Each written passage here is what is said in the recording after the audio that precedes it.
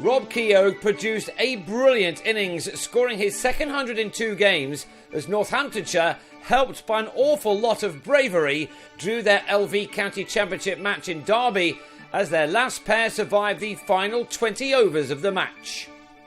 Northamptonshire had a bit of luck first thing when Rob Newton was dropped at slip by Wayne Madsen in Tom Taylor's first over of the morning. But in the next, night watchman Azarella offered Madsen a tougher chance off mark footed, one which the Derbyshire skipper held on to superbly this time. The day should have been much easier for the home team, who were guilty of profligacy. Keogh was put down at square leg when on 11. Northamptonshire had started the last day of this thrilling LV County Championship match in trouble on 40 for 2 after being set a target of 427. They are such a positive team though that they hadn't given up thoughts of winning even from that stage. With an array of exciting batsmen in their lineup, including Keogh, they started to fight back.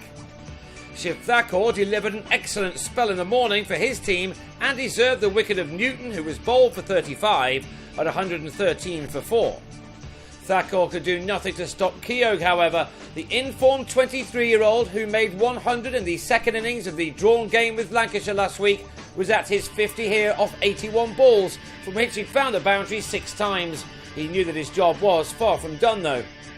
He had yet more work to do when Ben Slater pulled off a great catch at short leg off screen to get shot of Adam Rossington, who was out for a duck at 124 for 5.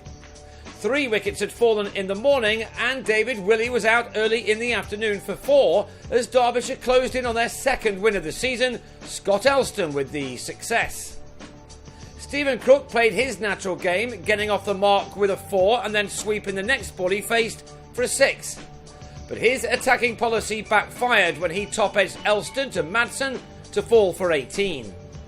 On 182 for 7 with bags of time to go, this game was surely over, but Keogh was still fighting and this drive took him into the 90s.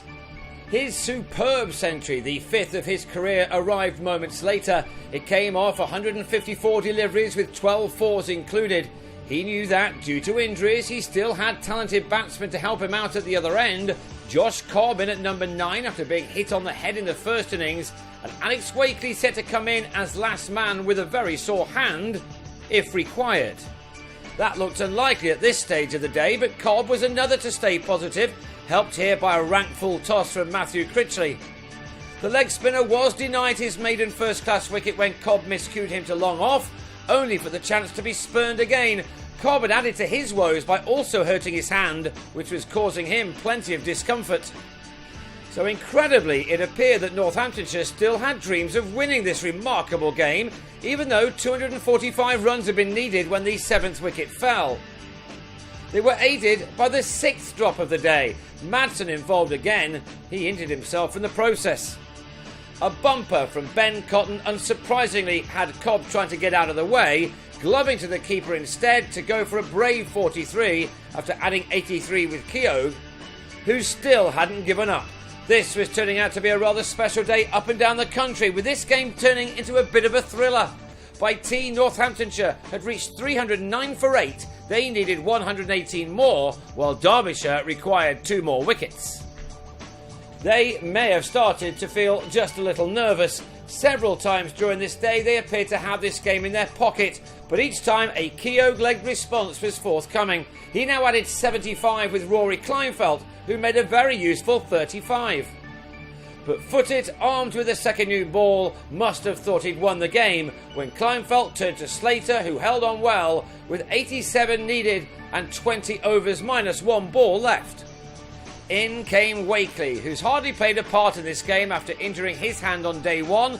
He was close to going LBW to Taylor, but he stuck it out long enough for Keogh to get to his fantastic 150. By now he'd faced 219 balls and had struck 19 fours. So much was said about Northants' annus horribilis last year, but they've regrouped and look to be a side to watch this time out. Led by the courageous Keogh, they were still fighting right to the end. That in spite of their players falling to one injury or another throughout. Wakely made the most of some easy pickings offered by Elston, the target down to 57 off the last 14 overs. With even a couple of wickets in hand, they would have gone for it, but it was now all about survival, Wakely clearly playing through the pain barrier. This was the last ball, Keogh rightly seeing it out to end a near 6-hour marathon knock, which had brought him 163 runs from 266 balls. Northamptonshire ended on 390 for 9, the last pair seeing out 80 minutes to earn the draw, Wakely with a wonderful 36 against all the odds. Derbyshire will know that they missed a great opportunity and had to settle for 11 points, the same as their opponents. The Northants physio has a big job on his hands ahead of Monday's home match with Surrey. Derbyshire next travel to Southport a week on Sunday to meet Lancashire.